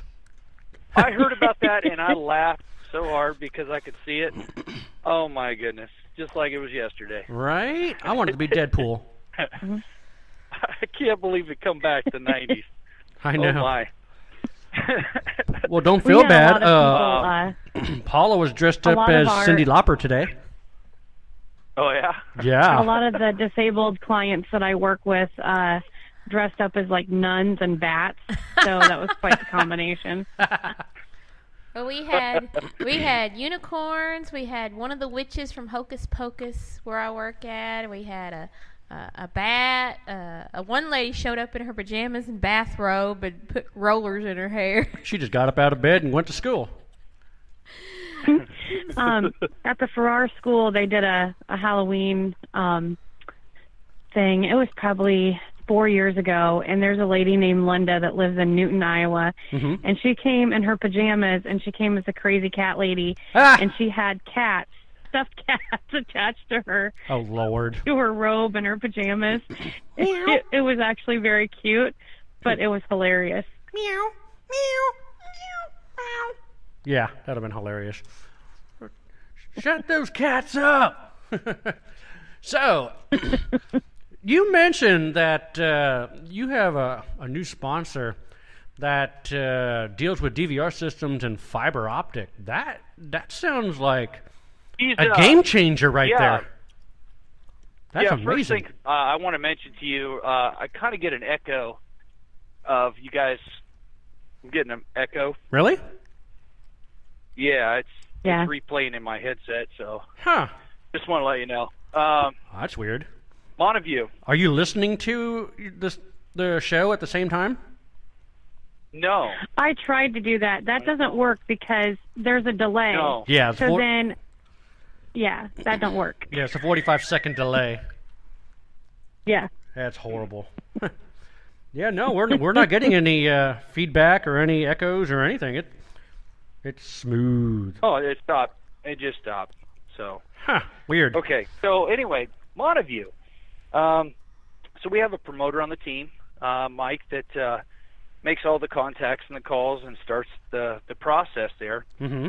And I seen an ad there on Facebook about these guys as far as the DVR systems. And so I gave the number, the information to Mike. He looked up and talked to the owner. There's a couple people that are in charge, but they're out of Montana, Missoula, Montana. And so they have fiber optic DVR systems with audio. And they're just new into the field. They've only been in operations a couple years now. So they were totally on board with us, promoting them and eventually going on the website to, try to sell their product too and get stuff out there. So, dealing with fiber optic cable, it's going to be a challenge at first, but I think we'll get it figured out. They got several cameras for all kinds of different options as far as how many cameras. I know that it's 32 to 60 some, and there's a lot of stuff on their website. Yeah. That's a lot. But are they bullet cams? We don't need that many. Are they bullet cams? There's bullet and there's the rotating ones. Okay, So, how do you spell it? I'm trying to pull them up. Yeah, Montana View, or it's just Monta View. They consider it an NVR. Okay, it's Montavue. Okay. There it is. I see it. That's pretty and cool. They've got their website on there. Yeah, they've got a lot of neat things on there. So are they 4K? I was pretty excited about it. What's that? Are they 4K or 1080p? 4K. Oh, nice. And fiber optic. That's a major game changer. That's what let me tell you. It's like it's something that must be meant to be, because we wanted to get started with new equipment and new stuff. And it just rummaged across. There it is on my screen. Mm-hmm. I don't know what this Facebook thing. They kind of listen to you and they send you stuff. Oh yeah. The monitor. Well, anyway, I'm talking about this with my co-driver. I work for UPS over the road, team driver, and just out of the blue, there it is. And so I looked at the website, and I'm looking through some of the products. Is that not kind of what we're looking for as far as the DVR systems? That's pretty cool. And with 4K, sound, too. Audio. They're audio, with audio. So it's rare to find. No kidding. It's a little pricey, but, it's new out there. Right. But, yep. But he's working with cutting us a deal on at-cost situation, which is saving thousands of dollars, and, just we'll be hooking up with that as soon as we get going. Cool. Like I said, before April, so one project at a time. Oh, yeah. I believe that. Yeah. Because but that's kind of the gist of the ones that we've got secured right now. Yeah. And like I said, we have 3 or 4 others that are ready to jump on board. We just got to get the details worked out. Right. See, So it's originally, just the beginning stages. Yeah, originally we were going to go ahead and dump our DVR system and go for an NVR where we can just actually run Ethernet cables. Hell of a lot easier. Your power and everything runs straight through the Ethernet cable. And you can go for and they got that thousands of feet. So, yeah, that's what they've got too. So yeah. this is possibly an opportunity to look into. Oh, definitely. So, absolutely. Huh. That's pretty cool. I just never thought that it would actually have anything with fiber optic. I mean, wow. I know, Comcast deals with fiber optics for cable internet, but I never would have thought you could actually, use that for cameras. That's pretty cool. Yeah, they got ether, fiber optic. They got everything. The guy's just getting started with stuff. So we'll see how this goes and kind of go from there. But right? Yeah, down the road, if we meet up, I'll show you. We'll show you. Cool. We're bound to meet up at some point. Oh, yeah. Well, we will. We were both. Well, actually, I was supposed to do a Farrar event, what was that, 4 years ago, 5 years ago? You invited me to it. I was going to be a speaker. Yes. And yes, I want to. That was actually May of 2013, and that was the event that we already touched on. That all that stuff happened in the boiler room. Gee, to remember the date. Yeah, I was deathly ill. I was deathly ill. I couldn't even. I just basically got out of the hospital. Well, then I was going to meet up with you at Farrar here just recently on your last trip. Yeah. My wife and I were on our honeymoon. Right. Congratulations, by the way, on you two. Yeah, everybody's getting married in the paranormal field that I know. I know, right? Well, and then it would have been a year ago when you were supposed to come down to Edinburgh, and you had some vehicle trouble. You were going to stop by and do a tour of the Periwinkle with me, and you weren't able to make that either. So we got to make that Periwinkle thing happen sometime soon too. Well, I've got the Edinburgh Manor booked for next year. I got to remember what the date is. I don't remember off the top of my head. That place is amazing. My scheduler is next to me. 11 times. Do you remember what? I don't have my Edinburgh. phone. Ah, crap. Edinburgh, I like it, but it's not my favorite place in the world. There are other places that I love. I can't pinpoint exactly what it is about it. I know it's got great history and it's got activity, but it just isn't my first choice. Ah. No, I'm totally the opposite. I really enjoy Farrar. As many times, Edinburgh, as many times as I've been there. I've been there with the other two teams, plus our team a few times. We've hosted an event there. We did a overnight camp out. We had a little bonfire, and we had groups go in, and everyone had a great time. And there is a lot of activity there too. Just unexplained stuff. I mean, definitely residual. But there is some intelligence too. The light in the staircase. Several teams have claimed they've seen that where it turns on. That was one of the cases where I was on the other team, and the gentleman that was helping tear down, the light switched on. It turned on, and we're talking, a fairly large guy that I've never seen run so fast in my life. Flies by me like, "What are you doing? I'm going to meet you outside." Right? And I've never seen that before, and so I have the DVR system, and the light turns back off on me. Huh. And I was like, "Look, I know you're here. I know you're here. But we got to get going. It's time to go home.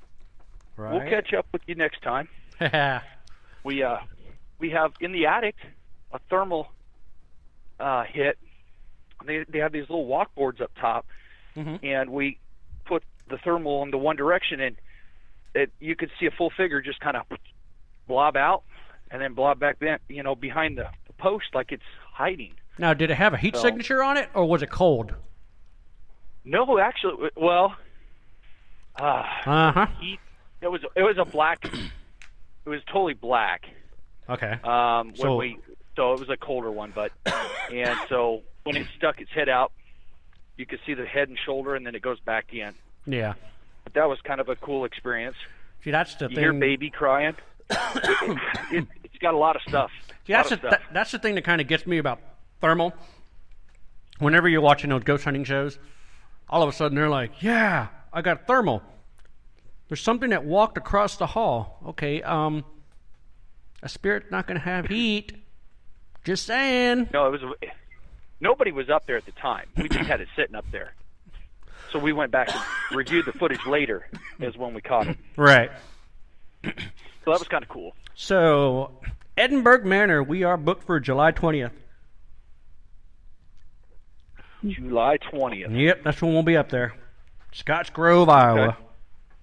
Maybe we'll meet up then. So that means, yeah, we can meet up sometime that week. Or you'll travel up when? Will you go up the night before? We'll go up the Friday, and usually we get a hotel about within an hour of the location, and then we'll. There's a Super 8. Woohoo! Super 8. Town. Like it's 45-minute drive, maybe half hour. He is a Super 8 fan. Yes, I am. As long as it has waffles, I am good. He loves the waffle machine at Super 8. Yeah. You know, Periwinkle is only maybe an hour and a half from Edinburgh. Mm-hmm. So, you could stay at a bed and breakfast that they got waffles? Was a funeral home. Oh, she'll make you a waffle. Jody will make you a waffle if you want a waffle. This was a funeral home and bed and breakfast. It was one of the first funeral homes in Iowa. Good Lord. Can you imagine sleeping in a funeral home? Well, I'll tell you a little funny story. So we invited Chris Moon to stop by and stay a couple of nights on his way to the Cedar Rapids Expo a year ago. Right. And I told him nothing about the location. I gave him an address, and I said, I want you to check this place out. And you and Chris are the only two that I ever reached out to about coming and checking it out. And so Chris pulls up, and the first thing he sees is this hearse in the yard. Oh, Lord. And he goes, well, I've got to do my show with Dee Garcia on Facebook tonight, Box Talk, so we need to grab something to eat. I need to take a shower, and he had just drove straight from Colorado. So he goes upstairs to the second floor, and there's one bathroom up there. Mm-hmm. And he goes in, and we had our DVR system and everything set up. And he goes, I got in the shower, and I kept thinking, well, I didn't ask where all they had cameras, so I guess I either gave him a really good show or, there isn't anything in here. Well, he kept seeing something moving outside the curtain kind of by the window. Okay. And he's thinking, oh, well, maybe somebody's walking past the window. And then it dawns on him that he's on the second floor. And so he was taking a shower with a shadow figure. It was Twilight. It was Edward. He floats. Yeah. Just don't let him in. So he was like, wow. And then when he walked down that hallway, he said some of the names of the rooms were wrong. And I said, no, she named the rooms what she wanted the rooms to be. And so we asked her later, he's like, that room name's wrong. And she goes, no, I know what family it's named after. She said, that's just the name I chose for it. But she was amazed that, he didn't know anything about the place, and he was able to do that. Mm-hmm. But we got a lot of really fun activity while he was there. And then he ended up doing a small event, I don't know, a month and a half, 2 months later. It was October a year ago. So it was about a year ago. But it was it was funny to see his reaction, the hearse outside, and then to give him the tour and say, this is where you'd pick out your casket for your loved one, and this is where the food was cooked for the people. And by the way, those urns that are above, the mantle there, they're full. Those were people's ashes that were left over in the crematorium when she bought the place. And she just put them in an urn and put them up there. Okay, yeah, you sold us. We're going to stay there. And then you get in the basement, and there's the original butt slab, where no matter how big you were, your butt still fit there to be drained and prepped and everything, with the cold room and everything. So nice. It's pretty cool. Okay, you and sold. then she bought the house next door. There's actually well. 2 buildings. It's not just the one next to it's just as active. And I don't know if she'll be able to get in there, but there's a second house there too. My wife and I picked up it's on called that. The Crazy Sister House, is what it's called. And right after she bought it, she asked for us to kind of check it out, see what all activity was there. And so 2 of our team members, they were the only 2 in the house, and they went upstairs and they were getting ready for bed, and they thought they heard the door open. They thought, well, maybe they didn't get the door closed, and there were still going to be some other team members coming in to go to bed. Right. And so they went downstairs and they closed the door, made sure it was pushed shut, went back upstairs. They hear the door again. So one of them comes down the stairs, and these 2 are investigators that nothing scares them. They don't back down from nothing. And so she walks over, and she goes, I closed the door, and I want it closed. And she pushed it shut, and it flew open in her face, just as fast as what she closed it. And she goes, because I was trying not to pee my pants. Oh, yeah. Because she totally didn't expect it, So see, this is she their closed first. it again, this and was like goes, their first experience. She went upstairs and. This was their So first experience she went upstairs that really and she's scared like, them I'm not going a back lot. down there. It could stay open. Right. So this was their first experience, huh? Yeah, well, this was their she's first had other personal minor paranormal experiences, but for that to just Yeah. be thrown open in her face, it totally was not what she expected. So it was a pretty cool experience for her. So It's kind of yeah, gives so me we've only actually investigated the Crazy Sister house a couple of times now, but I've been down to the Periwinkle, numerous times, and helped her with some of her public events that she does.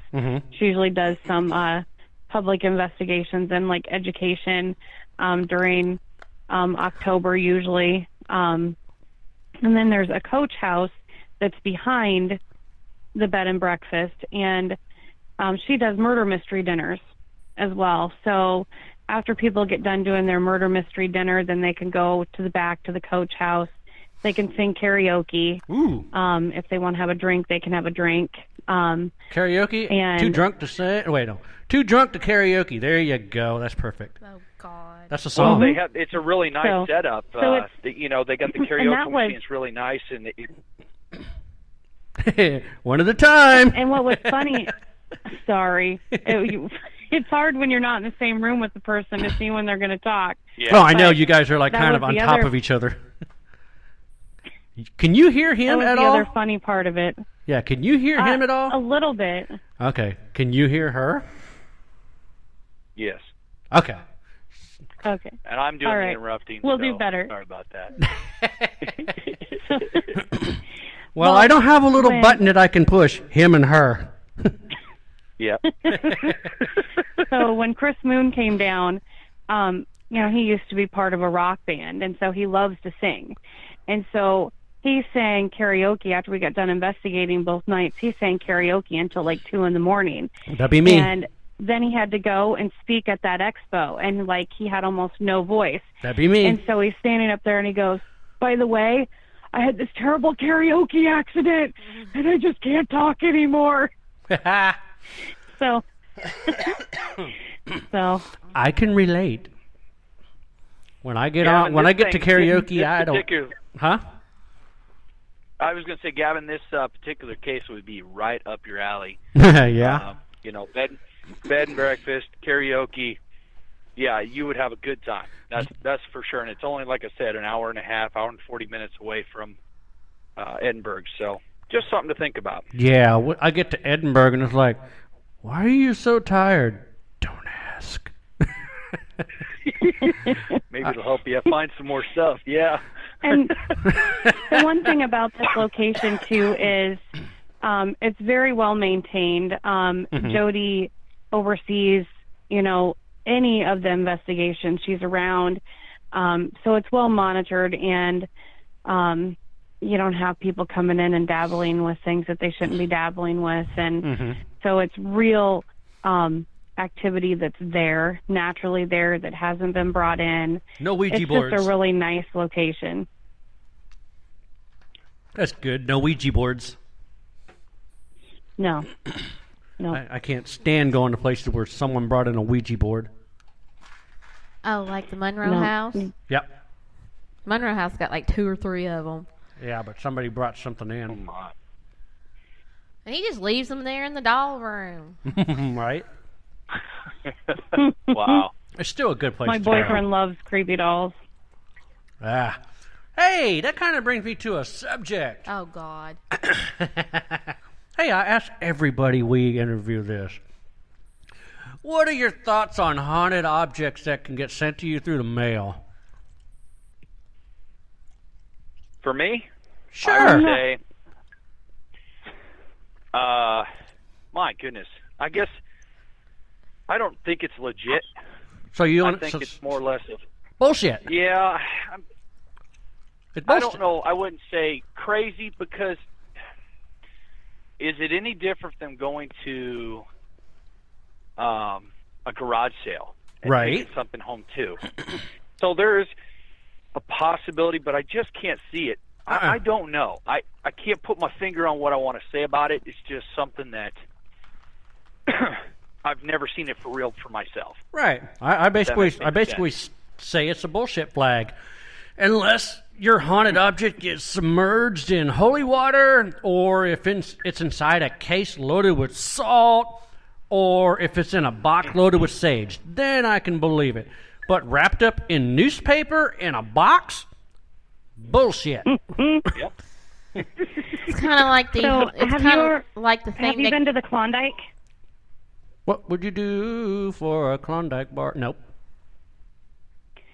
Okay, so the Klondike, Michelle Ertz and Chad Reynolds of Venture Paranormal, they do a lot of the historical society stuff there, and they're the ones that come in and let everybody in, give the history. And there was 2 dolls there, 2 little black dolls.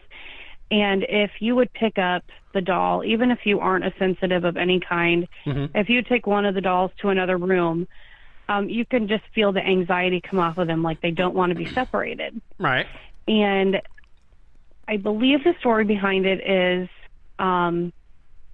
somebody lost some twins in a fire. I could be wrong about the story, but anyway, they believe that maybe the spirits of those twins were with these dolls, or sisters or something. And so a lot of the people at the Historical Society thought that these dolls really did not belong in the Klondike, that they didn't fit with the rest of the historical stuff that they have there. So those dolls came home with myself and my boyfriend, and they live at my boyfriend's home, which is also haunted. And so he likes creepy dolls that have attachments to them. But the ones he likes are not the ones that make your head spin. I mean, it's just, you get a feeling when you hold on to them that there's a story that they have to tell. So I'm kind of like you. I'm not going to believe that it's possessed unless it's in a locked box with everything wrapped around it. So. Well, here's the next question. What do y'all...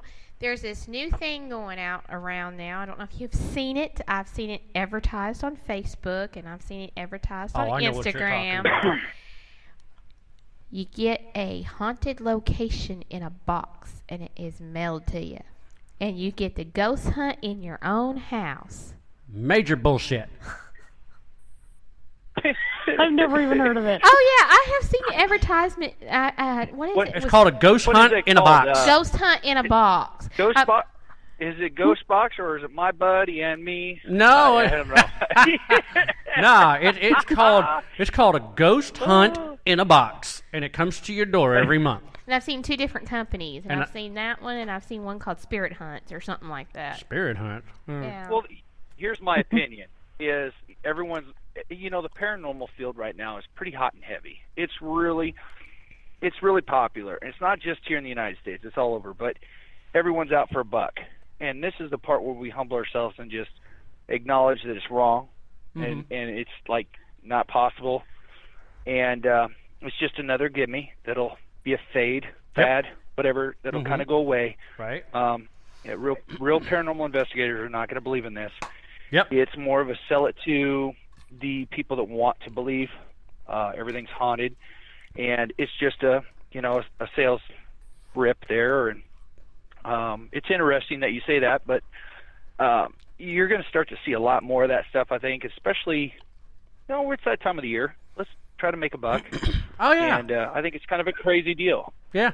I've never seen it. What do you want to give your kid for Christmas? A haunted home in a box. That's right. crazy. I basically will say this loud and proud because I can.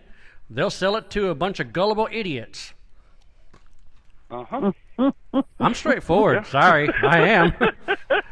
I mean, hey, though, you got what, these. Though, that's what's so special about you is that you're very honest, straightforward.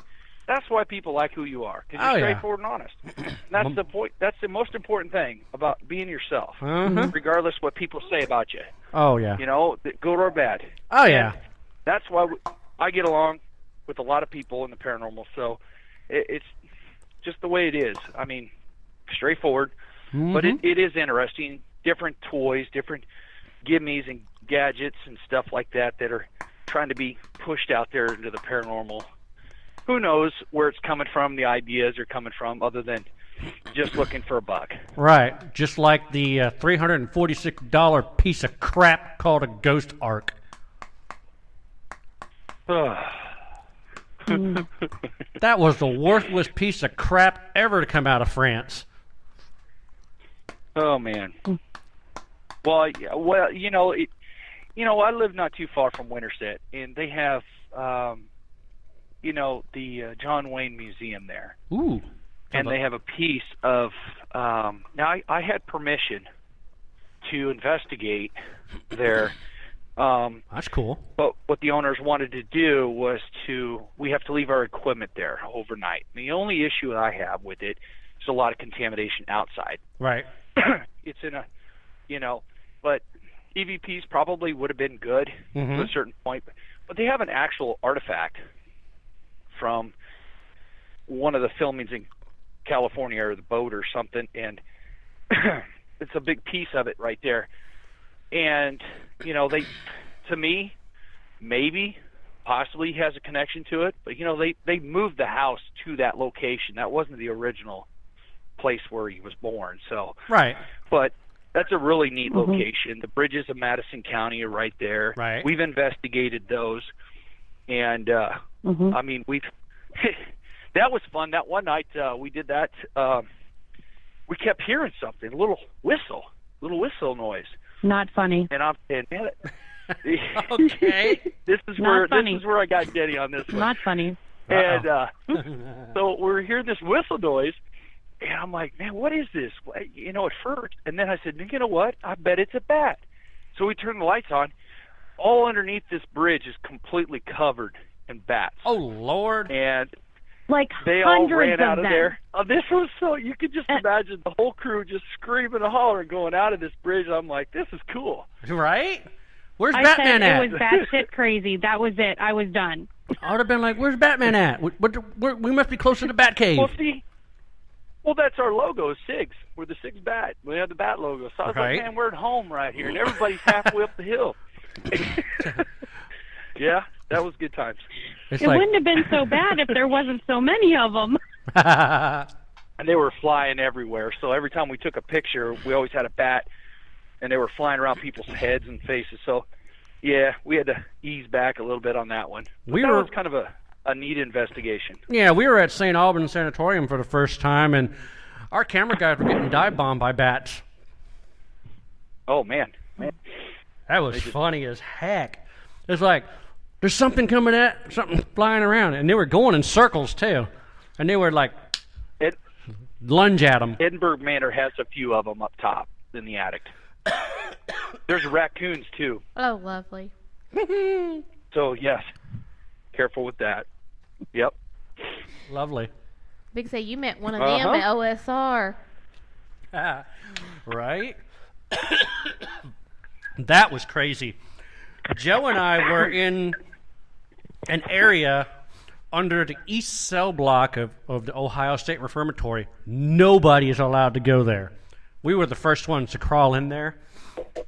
And we're crawling into this tunnel that's completely underneath the east cell block. And you can see all these crystallized light bulbs. I found out the story was whenever an inmate wants to have a guard to come to their cell, they go ahead and pull the light bulb on out and just chuck it so it goes down into the tunnel. So they can get a guard to come to their cell, give them what they want, and give them a light bulb. At the time, we were down there, and the camera on the outside was filming the wall and the tunnel. But you can't see us, of course. Right alongside the wall comes this raccoon. He stops. He hears me and Joe. Well, let's go on over there and see what's going on. He prances on over to where we are.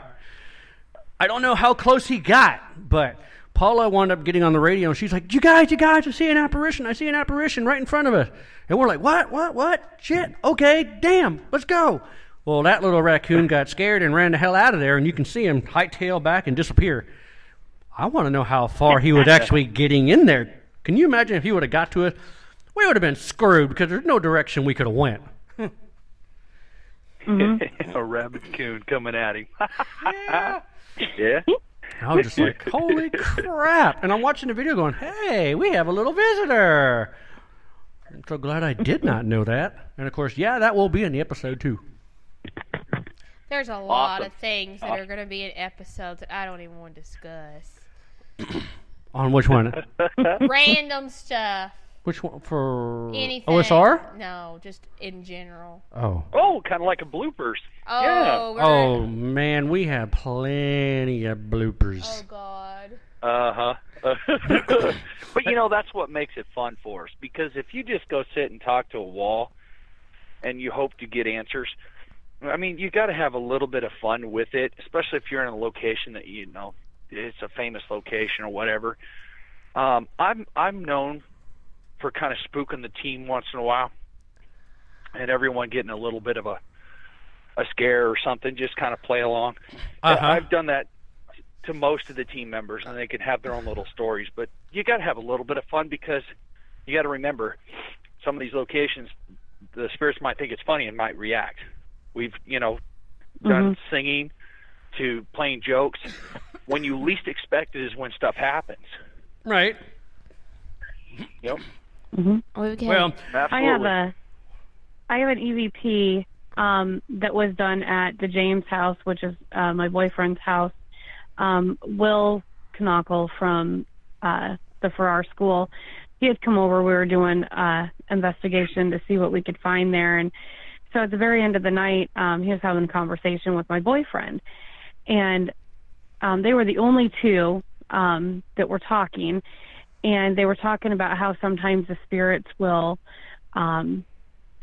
connect with certain individuals, and sometimes they like the deep voice of a guy, and in the background you hear this girl in a very sexual voice, EVP, saying, yes, yes.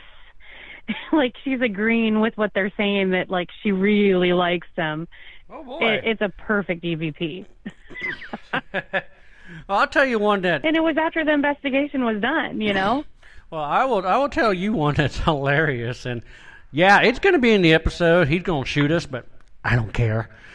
We were in the priest room at the Bethlehem Academy. Now, we bring our puppy with us because he's a paranormal puppy, and we put him in his cage at base camp. Well, he has a habit. He's kind of stupid. And when he farts, he thinks someone's tickling his butthole. So he gets mad and he tries to bite him. Okay? Now just keep that in mind. All of a sudden, we're doing an EVP session in the priest room. Bo Cephas tries to bite his ass. Brad, our camera guy, screams like a little girl and runs out of the room. It scared the hell out of him.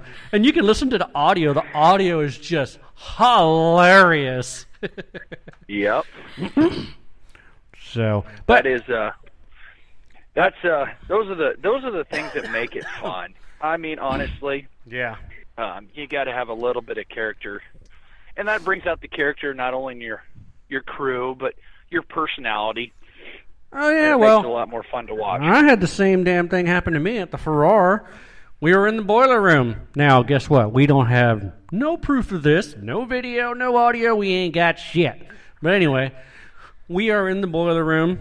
My camera guy sits down on a bucket next to that incinerator thingy, and I'm standing with my camera 2 feet away from the big door. On the other side is the quote-unquote catwalk, where I heard some strange stories that happened back there.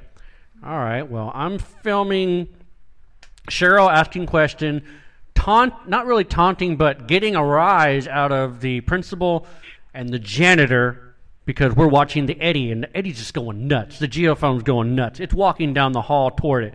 It's turning blue. The EMF is like off the charts.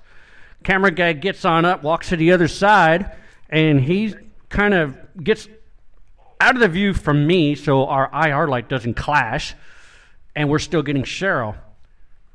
All of a sudden, a loud boom like that.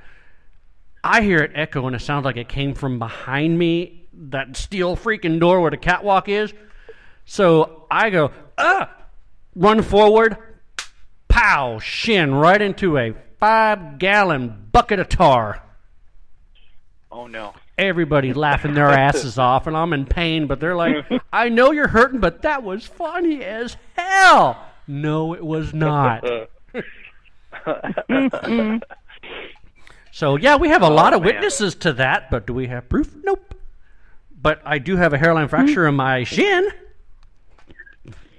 Oh, good Lord. So, yeah. Speaking of that, What? Of locations that you can't catch stuff, let's go back to the Melbourne Manor, and this bugged the crap out of me half the night. Which one? Have you ever been to a location that you know there's paranormal activity going on in a room, and as long as you don't have a camera, as long as you don't have any kind of stuff to record the evidence or the activity of what's going on, stuff will go off right and left, and as soon as you leave the room to go get something, you come back and it does nothing happens. Yeah, that happens all the time. Yep. That's the reason why you have to carry a recorder on you. That's the reason why I fell asleep in the kitchen. Oh yeah, she did. She fell asleep in the kitchen. I was mad in the kitchen. She fell asleep in the kitchen. She was pissed off, and I left the thermal camera on her all night. Here she is. Just I did. snoring I was away. determined. I had made sure that every one of the cabinets were closed in the kitchen. We'd go off and investigate somewhere else, or if we were at base camp, which we had base camp outside, we'd go back in there. Every one of the cabinets and drawers were open. Yep. And I was like, okay. I closed them. And Set a camera up. We set a camera up. And leave. And come back and nothing. They're all shut. They're all shut, nothing. It's like, you a-hole. Then I took the camera out. And then we went and investigated somewhere else because, I just took the camera with me. I come back, every one of the cabinets are open, every one of the drawers is open. I said, okay, I've had enough. So I says, we're staying, I said, we're pretty well, we're almost down to our last hour and a half before we call quits and you start packing up and I take my nap. We're going to sit in this kitchen and I'm determined to find somebody who's going to open a cabinet or a drawer for me. So I did. I sat there till I fell asleep. And did it happen? No. Nope. Nope. It did not happen at all. Nothing. So, we're getting down to the nitty-gritty time here, and I would like to hear a story about the Vanishing Car. Yes. So, it was like 2 o'clock in the morning, and there is a stretch of highway between Belle Plaine, Iowa, and Chelsea, Iowa, and I was with my mom, 7 years old, and back then, you know, the cars are huge that you drive. So we have this big honking Buick. It feels like it's a boat that we're driving in. And in front of us is this unusually very small white car. Smallest car to this day that I've ever seen. It was a little itty-bitty white car. Okay. And it was kind of going all over the road. And I asked my mom, I said, do you think that maybe they're drunk? And we had this full conversation that, yeah, they probably were because they were all over the road. So on this road, there's a set of train tracks. And as we approached the train tracks, there was a train going by. So we stopped behind this car, and we both watched this car just disappear into thin air. Huh. And I remember my mom locked the doors, and I was like, it disappeared. Like, that's not going to protect us. Like, what just happened? And it just scared the crap out of us. We'd never heard a story about anything, you know, back then we never talked about paranormal or anything like that. Mm-hmm. And we wouldn't even watch Unsolved Mysteries on TV with my grandfather anymore because we didn't want to see any more creepy things that we didn't know how it happened or why it happened or whatever. So we wouldn't watch it. Right. But that ghost car was just crazy that it could just poof, gone. I can't say I've ever heard of a ghost car, but that sounds kind of cool. I'd love to see one. Well, that brings me to this subject. People saying that they're being approached by entities of a solid mass that is able to converse with you, and then when you turn your head and look back, they're gone. What are your thoughts on that? I believe that every entity has a different way that it can form. So, you know, you have your mist and you have your shadow figures and your full body apparitions. And I think the stronger and the more amount of energy they have, the greater their ability is to be able to communicate with us. So that doesn't surprise me. All right. Well, then that brings me to this. Why is it that when we go to all these locations, we're always dealing with someone from the 1800s? I think that it's a learning curve. I think we've had this conversation before privately. I think that it takes them a long time to learn how to be able to communicate with us. Right. You know, sometimes they pass away and they don't even realize they're gone. You know, I have the rule of there's 2 questions I never ask. I never ask, how did you die or when did you die? Because they may not know that they're dead. And the second question is you don't ever ask them if they want you to leave because, of course, if you give them control of the situation, they're going to tell you to leave. Right. So those are my 2 questions I don't ask. Ah. We have that standing joke at 3 o'clock in the morning. You hear... Go ahead. I was going to say, we have that standing joke at 3 o'clock in the morning. You hear this loud, "It's me, Brittany, bitch!"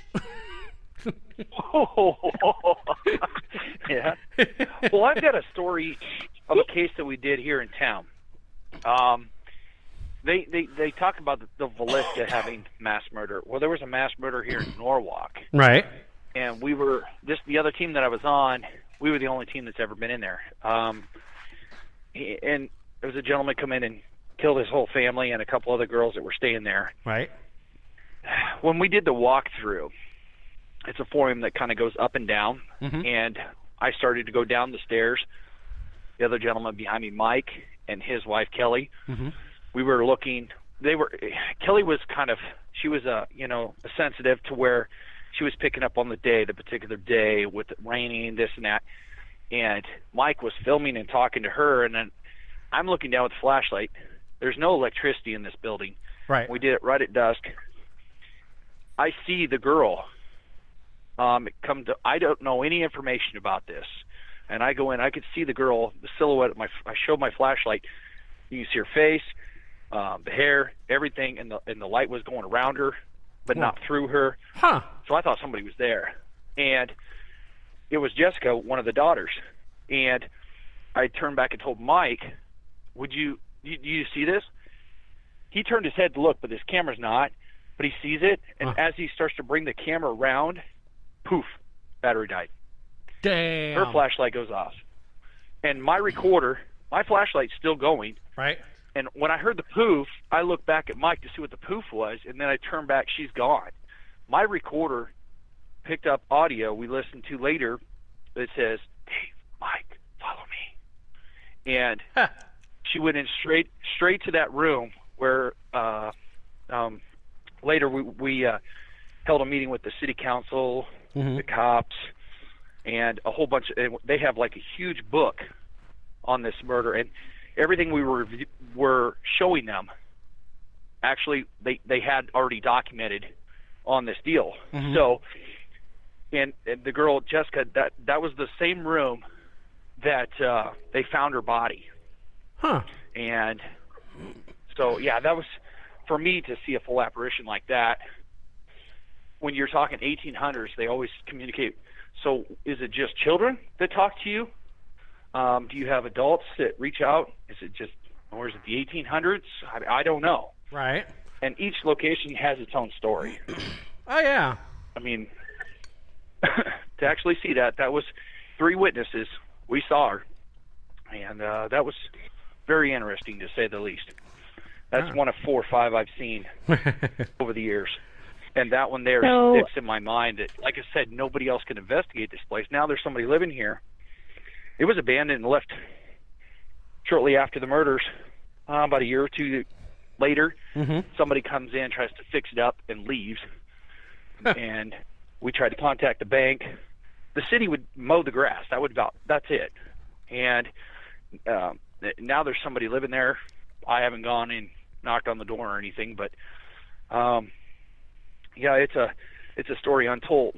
And you know, that's just one of those that you get an opportunity to investigate a private residence versus paying to go to locations too. It's right. For me, I'm more of the personal residence. That's what we deal with a lot of. But we do like to travel and see other locations. The old Pittsburgh Hospital, amazing. Oh, yeah, we've been there twice. Or 3 times. It's amazing. Twice, yeah. You know? All right, well, So on what brought me? that note, I'm going to go ahead and give you guys the floor so you can give out plugs and let our listeners know where they can see you, contact you, if you have any events that you're going to be going to that they might want to come out to, if you're doing any events at locations where you like to have people come out. So the floor is yours, David. Well, I'll let Jenny go ahead and start with some of that if she wants to mention some of the cases we'll be doing next year and possible public events. Okay. I guess now would be the time to release a couple of them. Yep, there you go. Floor's yours. We do plan on going over to Nebraska to Hanacon. We'll have the trailer there for people to check out our command center. Not for sure if we're going to be speakers or not, but at least have the trailer there for people to check out. I know that we plan on doing some sort of a setup for the Periwinkle bed and breakfast so that people can learn about that location, because it's a location that most people don't know about. There's Silicon that we just heard about that is in Illinois, I believe. I think you usually go to that. Yeah, we're the headliners for next year. If we're considering heading over to that as well. And then, of course, we're heading over to Pennhurst and possibly Waverly.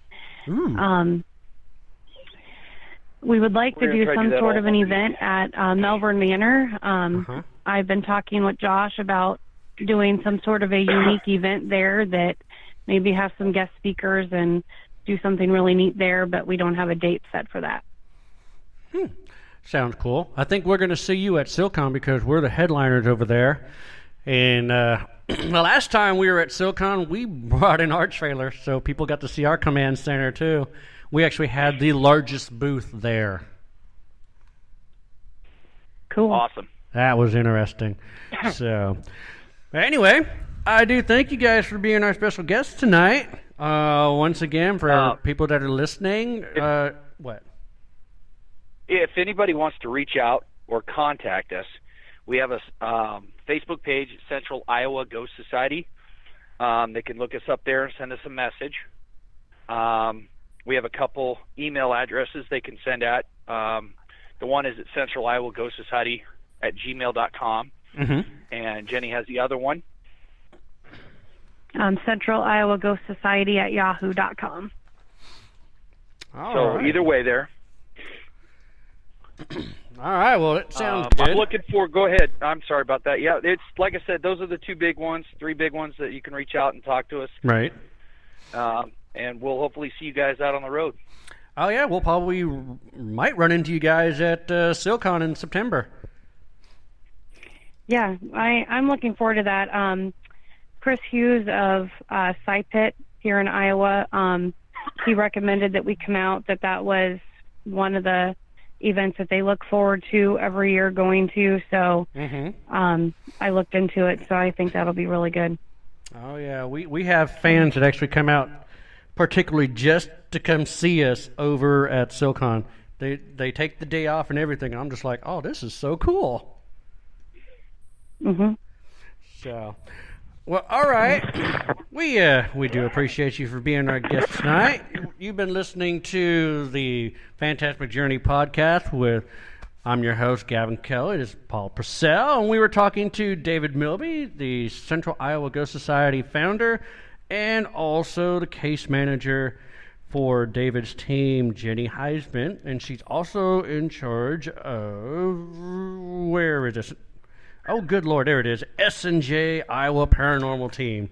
So, hope everybody had a great time, and we will be back again next Wednesday. So just check out. We'll be here at 8 p.m. Central. I hope everyone has a good night and don't get rained on too much. Night. All right, bye. Bye. The Phantasmic Journey podcast is brought to you by Tascam and Amazon Studios. For more than 30 years, Tascam has developed products for every segment of the sound and music industry. From the high-end audio professional in a major post-production studio to the novice of hobbyist at home, Tascam is everywhere. They are a company committed to providing their customers audio and video solutions that enable breakthroughs by using sound in ways that are exciting as they are accessible, even recording the voices of the dead. You asked for a non-scripted paranormal TV show. You begged for a non-staged paranormal TV show. You begged and you pleaded, and we have listened. We present to you Season 1 of The Paranormal Journey into the Unknown. It was released October 31st, 2017. In this series, we show you what it's like behind the scenes and conducting a real paranormal investigation. Join Gavin Kelly, Paul Purcell, and their special guests to seek out the existence of life after death by going to numerous haunted locations such as jails, hospitals, battlefields, and museums, collecting compelling evidence by means of video, photography, and EVPs. In this season, the crew investigates the St. Albans Sanatorium, Old South Pittsburgh Hospital, Jailhouse Pizza, and the famed Monroe House. And you can watch Season 1 of The Paranormal Journey into the Unknown on Amazon.com right now. Season 2 and 3 will be coming soon. Your journey begins now.